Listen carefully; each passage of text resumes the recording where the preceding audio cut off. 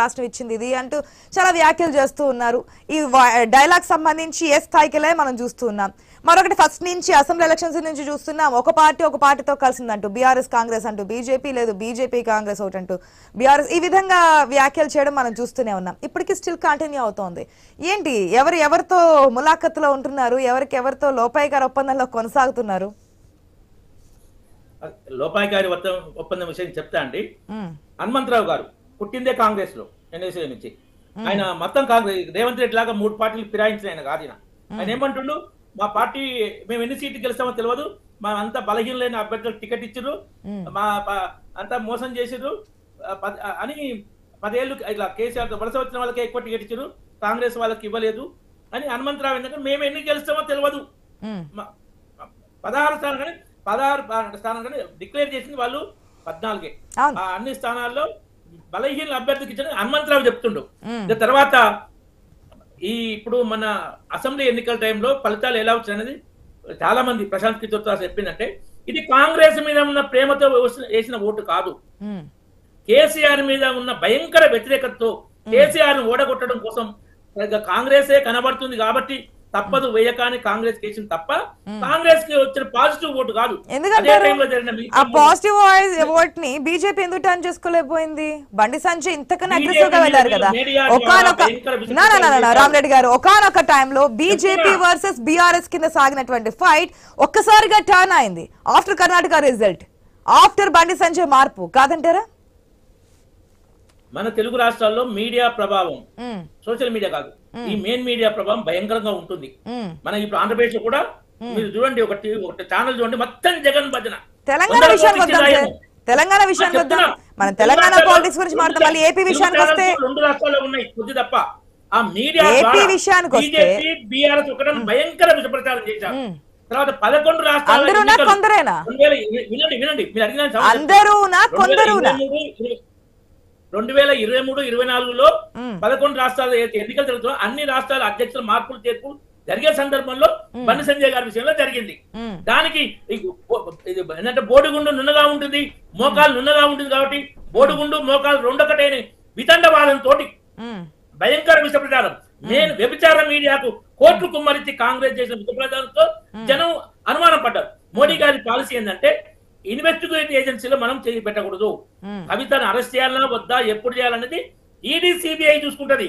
బీజేపీకి కేంద్ర ప్రభుత్వానికి ఏ సంబంధం లేదనే పద్ధతిలో పోతే దాన్ని వీళ్ళు ఏంటంటే ఇంతకుముందు Congress bureau of investigation CBI మేము వాడుకున్నట్టు బీజేపీ వాడుకుంటారని వాళ్ళు అట్నే బీజేపీని బదనాం చేయడం కోసం భయంకర విష ప్రచారం చేశారు. ఆ విష ప్రచార కారణంగా బీజేపీని కొంత పక్కకు పెట్టి అసెంబ్లీ ఎన్నికల్లో కేసీఆర్ ను ఓడగొట్టడం కోసం ఇంకొక ముఖ్యం ఏంటంటే అది అరచేతిలో శబ్దం చూపించాడు మాటలు గారని. ఓటుకు నోటు ముద్దాయి రేవంత్ రెడ్డి తన కేసు మీద స్టే తెచ్చుకొని 2021 మేల స్టేలో ఉంది. నిజంగానే నిర్దోష అయితే ఆ విచారణ జరుపుకొని బయటపడాలి. డైరెక్ట్ కెమెరా ముందు దొరికిపోయిండు. నిర్దోష ప్రజలకు తెలుసు, ఓటు ఏది చూపించినా ప్రజలకు తెలుసు. ఆయన ప్రజాస్వామ్యాన్ని కూనీ చేయడం కోసం లక్షలు పట్టుకుపోయి ఒక ఎమ్మెల్యే ఓటు కొంత ప్రయత్నం చేశాడు. అటువంటి దొంగ ప్రజాస్వామ్య పరంగా అని తెలుసు. కానీ ఇప్పుడు ఆశలు పెట్టి డిసెంబర్ 9 నాడు అధికారం రాగానే 2 లక్షలు రుణమాఫీ చేస్తా, మీరు వెంటనే వెళ్ళి బ్యాంకు పోయి లోన్ తీసుకోండి, మీకు 2,000 పెన్షన్ కావాలన్నా డిసెంబర్ 9 నాడు 4,000 ఇస్తా, మీకు మరి రైతు బంధు 10,000 వస్తాయి, డిసెంబర్ 9 నాడు మీకు 15,000 ఇస్తా. ఇట్లా నిరుద్యోగ వృత్తి కానీ ఎన్ని హామీలు ఇచ్చారు, 6 గ్యారంటీలు, 420 హామీలు. దీంతో ప్రజలను ఆశ పెట్టి మోసం చేసి భయంకర విష ప్రచారం బీజేపీ మీద వాళ్ళు గెలిచారు తప్ప ప్రజల్లో కాంగ్రెస్ నమ్మి కాదు. కాబట్టి ఇప్పుడు రేవంత్ రెడ్డి మాటల గాని కెపాసిటీ ప్రజలు మోసం, కానీ రాహుల్ గాంధీ ప్రైమ్ మినిస్టర్ కావాలని ఎవరు కోరుకోరు. అప్పుడు కాంగ్రెస్ పార్టీ వాళ్ళు రాహుల్ గాంధీ భారత్ జోడో తెలంగాణలో అసెంబ్లీ వేవ్ అయితే పార్లమెంట్ ఎలక్షన్స్ కనిపించదు అంటారు. బీఆర్ఎస్ ఓటు బ్యాంక్ బీజేపీకి టర్న్ అవుతుందా? పార్లమెంట్ కాంగ్రెస్ కు 2-3 సీట్లు వస్తే గొప్ప, అంతకు మించిన. ఎందుకంటే రాహుల్ గాంధీ పిఎం అయితే దేశ పరిస్థితి ఏంది అని ప్రతి తెలంగాణ బిడ్డ ఆలోచిస్తాడు. మోడీ స్థాయి ఏంది, రాహుల్ గాంధీ ఏంది.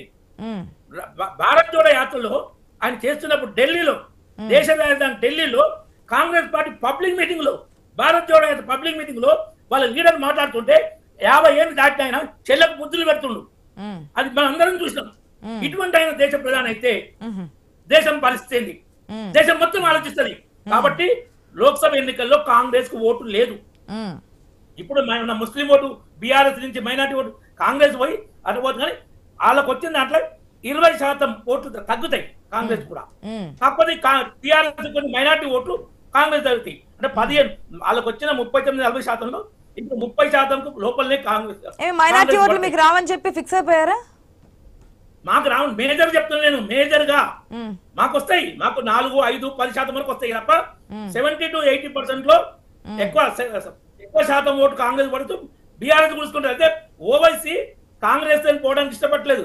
మీకు కాంగ్రెస్ సీనియర్ నాయకుడు ఆయన నాంపల్లి పోటీ చేసిన ఆయన ఏమన్నాడు, ఎంఐఎం తో పొత్తు మా అధినాయకుడు రేవంత్ రెడ్డి నిర్ణయించాడు, ఆ ఓవైసీతో ఏం మేలు జరగదు, కానీ మా పార్టీ నిర్ణయించు కాబట్టి మేము ఓవైసీని గెలిపియాలి, కాంగ్రెస్ పార్టీ నేను ఆయన కోసం పనిచేస్తా అని చెప్పిండు. ఓవైసీ ఏమన్నాడు, మా కాంగ్రెస్ పార్టీతో పొత్తే లేదన్నాడు. సో వాళ్ళు వద్దంటున్నా కానీ వీళ్ళు ఎంటబడి బతలాడుకుంటారు. మన ప్రోటెన్ స్పీకర్ ఇచ్చి కొన్ని నిధులు ఇచ్చి రకరకాల మన ఇఫ్తార్ విందులో ఓవైసీకి తినిపించి కాంగ్రెస్ ఎంటబడుతుంది మైనార్టీ ఓట్ల కోసం. అదే హిందువుల విషయంలో ఇప్పుడు రంజాన్ కోసమే అధికారుల డ్యూటీ ఏముంటది, అదే హోలీ పండుగ మీరు సెలవు క్యాన్సిల్ చేశారు. ఓకే, మరి దీంట్లో మళ్ళీ మతాలు ఎందుకులేండి, మతాలు అనే దాని గురించి చెప్తున్నా నేను ఏమంటలేదు. ఇప్పుడు ఓట్ బ్యాంక్ అనేది మీ వైపు టర్న్ అవుతుంది అంటారు. కాంగ్రెస్ చేస్తున్నా కాదండి. ఇప్పుడు ఇస్లాం పుట్టింది సౌదీ అరేబియాలో. సౌదీ అరేబియాలో ఈ మన వికలాంగుల మీటింగ్ అనే సంస్థ అది బ్యాన్, తబ్లీగీ జమాత్ అనే సంస్థను సౌదీ అరేబియాలో బ్యాన్ చేశారు, మతోన్మాద సంస్థ అని. దానికి 2,40,00,000 ఇచ్చి వీళ్ళు అధికారులకు 15 రోజుల్లో రైతు బంధు ఇవ్వకుండా ఒక మతోన్మాద సంస్థకు డబ్బులు ఇచ్చారు.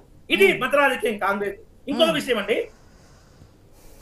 జవహర్లాల్ నెహ్రూ, ఇందిరాగాంధీ, రాజీవ్ గాంధీ, రాహుల్ గాంధీ ఎక్కడో ఆఫ్ఘనిస్తాన్ లో ఉన్న దురాక్రమణదారు మన దేశం మీద దురాక్రమణ చేసి హిందువులను ఊతకొద్దున్న బాబర్ సమాధి దర్శించుకున్నారండి. అయోధ్య అయోధ్య రామ మందిరం కేవలం ఒక పార్టీది కాదు అందరిది అంటూ తెలంగాణ స్టేట్ లో కూడా జరుగుతున్నటువంటి రాజకీయాలు చూస్తున్నాం. రామరెడ్డి గారు ఒక్క నిమిషం ప్లీజ్. వెంకట్ గారు గుడ్ మార్నింగ్ అండి. వెంకట్ గారు ఏంటి ఏం